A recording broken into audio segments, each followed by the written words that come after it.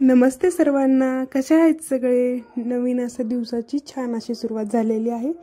आता वाजले आहेत सकाळ 7। तर सूर्यनारायणांचे अजून दर्शन झालेले नाही, कामाला सुरुवात झालेली आहे।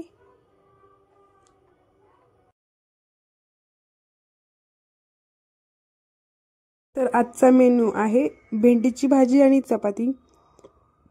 भेंडी चिरून ठेवली होती मी, तर आता फोडणी देऊन घेते। अगदी सोपी रेसिपी आहे।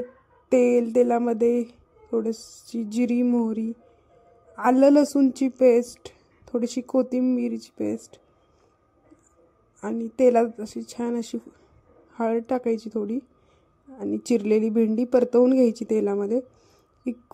2 ते 3 मिनिटासाठी गॅसवर झाकण ठेवायचे। थोडीशी भेंडी शिजत आली की झाकण उघडून मोठं असं शेंगदाण्याचं कूट टाकून घ्यायचं आहे। अशाने भेंडी चिकटही होत नाही, छान अशी चवीलाही लागते, शिजते देखील छान।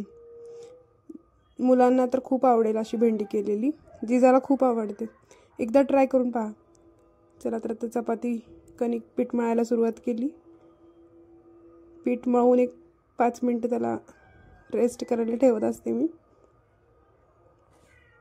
पीठ मळून झालं की 5-10 मिनिटं रेस्ट करायला ठेवल्याने पीठ छान असे भिजते आणि चपात्या अगदी छान होतात, मऊ लुसलुशीत होतात, खाण्यासाठी खूप छान लागतात। तर चला असा चपात्या बनवून घेते मी। इकडे चपात्या बनवायला चालू आहे, तोपर्यंत आपण थोड्याशा गप्पा मारूयात। आवडेल ना तुम्हाला माझ्यासोबत गप्पा मारायला? मला खूप आवडतं गप्पा मारायला। माझा स्वभाव बोलका असल्यामुळे मी समोरचा कधी बोलेलीची वाट नाही पाहत। माझ्या मैत्रिणींना तर माहितीच आहे।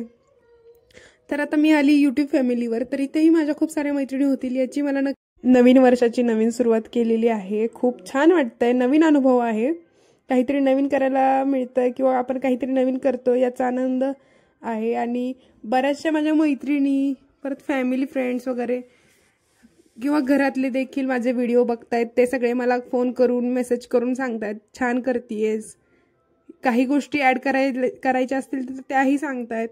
त्याच्यामुळे मला खरंच खूप छान वाटतंय।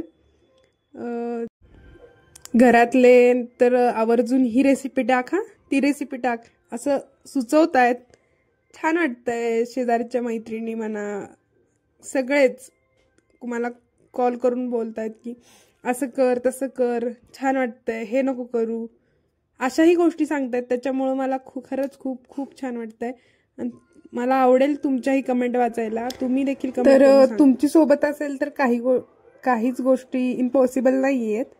मी प्रयत्न करते, तुम्ही साथ द्या, एवढंच माझं म्हणणं आहे। तर चला, छान असा चहा पिऊन झालेला आहे। आता जिजा उठली तर तिच्यासाठी बनवते मी नाश्ता। जिजा मॅडमचं काहीतरी चाललेलं असतं मध्ये मध्ये, मम्मा हे हवंय ते हवंय, चला चालतच राहतं हे सगळं। त्याच्यानंतर आपण दुपारचा ब्लॉग घेणं जमलं नाही मला। जिजा जागी असेल किंवा बाकीची काही कामं असतील तर ब्लॉग घेणं अजिबात जमत नाही। लहान मुलं घरात असल्यावर कसं असतं हे तुम्हाला तर माहितीच आहे। त्याच्यामुळे जेवढा जमेल तेवढा मी ब्लॉग घेण्याचा प्रयत्न करते। फक्त ते तुम्हाला आवडत आहेत की नाही हे माझ्यापर्यंत पोहोचवण्यासाठी मला नक्की कमेंट करून सांगा। तर चला आपण डोश्याची तयारी करून घेऊयात। तर मी दुपारी 3च्या सुमारास 1 वाटी भगर आणि पाव वाटी शाबू असं भिजत घातलं होतं आणि ते आता मी बारीक करून घेते। आता वाजले आहेत 8। तर मी डोसेचं बॅटर बनवते, छान असं फाईन। आपण आपल्या रेग्युलर तांदळाच्या डोशांना जसं बॅटर बनवतो तसंच बॅटर बनवायचं आहे याचं पण। आज एकादशी आहे, तर आपण काम करता करता एक छोटीशी ओवी ऐकूयात बहिणाबाईंची। बहिणाबाई चौधरी यांनी ती ओवी गायलेली आहे। अरे संसार संसार जसा तवा चुल्यावर, आधी हाताला चटके तेव्हा मिळते भाकर। कोण सुरेल गायिका वगैरे नाहीये, पण जे मनाला वाटेल करावं ते मी करते। तर मग असंच वाटलं आज थोडीशी 1-2 ओळी का होईना गाव्यात म्हणून गायल्या। आवडल्या असतील तर सांगा, नसेल आवडलं तर प्लीज म्यूट करून टाका आणि जस्ट ट्राय केलाय बरं का। चला इकडे जिजाचा खेळ सुरू झालाय. इकडे ये, बाहेर जा, हे दे ते दे. मग तिच्यासोबत खेळत मस्ती करतच संध्याकाळचा स्वयंपाक चालू असतो माझा. चला आपण आता आपल्या रेसिपीकडे वळूयात. डोशासोबत खाण्यासाठी उपवासाचे बटाटे आणि शेंगदाण्याची चटणी बनवली आहे मी. तर त्याची रेसिपी सांगतो तोपर्यंत हे बॅटर वगैरे बारीक करेपर्यंत. तर बटाटा उकडून घेतला, बारीक चॉप करून घेतला आणि फक्त हिरवी मिरचीची फोडणी, तेलामध्ये हिरवी मिरचीची फोडणी, हिरवी मिरची परतवून घ्यायची आणि चॉप केलेला बटाटा ॲड करून मोठं मोठं असं शेंगदाण्याचं कूट टाकून घ्यायचं आणि 1-2 मिनटं वाफवून घ्यायचं. छान असा बटाटा चवी खूप छान लागतो. हवा असेल तर वरून लिंबू पिळून घ्या. आणि इकडे बनवते मी शेंगदाण्याची चटणी. भाजलेले शेंगदाणे घ्यायची छोटी वाटी आणि त्याच्यामध्ये 4-5 हिरव्या मिरच्या ॲड करायच्या, थोडंसं मीठ, थोडीशी साखर आणि हे छान असं पेस्ट करून घ्यायची याची. ते एका भांड्यामध्ये काढून तडका देऊन घ्यायचा आहे आपल्याला. कोणाकडे जिरं चालत असेल तर जिराचाही तडका देऊ शकता, पण आम्ही जिरं नाही यूज करत. तर तेलामध्ये फक्त एक बारीक ठेचलेली हिरवी मिरची तेलामध्ये थोडीशी परतवून घ्यायची आणि त्याचीच फोडणी दिली तरी चालेल. बटाटा आणि चटणी बनवून झाली आहे. तर आपण डोसे बनवण्यासाठी पॅन ठेवतोय. पॅनला थोडंसं तेल, मी पॅनला फक्त एकदाच तेल लावते फर्स्ट डोसा सोडायच्या आधी. त्याच्यानंतर मी अजिबात तेल नाही लावत आणि डोशांना सुद्धा तेल नाही यूज करत मी कोणत्या प्रकारचं.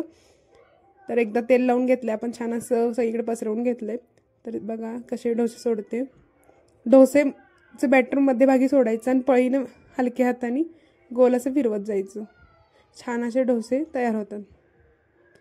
आणि डोसे चांगले क्रिस्पी होईपर्यंत मीडियम फ्लेमवर गॅस ठेवायचा. अगदी छान जाळीदार डोसे तयार होतात. खायला पण खूप छान लागतात. रोज नेहमीचे शाबू आणि भगर खाऊन जर कंटाळा असाल तर नक्की हे डोसे ट्राय करून बघा, खूप छान होतात. फक्त शाबूचं प्रमाण जरा भगरीपेक्षा कमी घ्यायचं. तर कसा वाटला आजचा व्हिडिओ? आवडला तर लाईक करा, शेअर करा, कमेंट करा आणि सबस्क्राईब करा. Bye bye.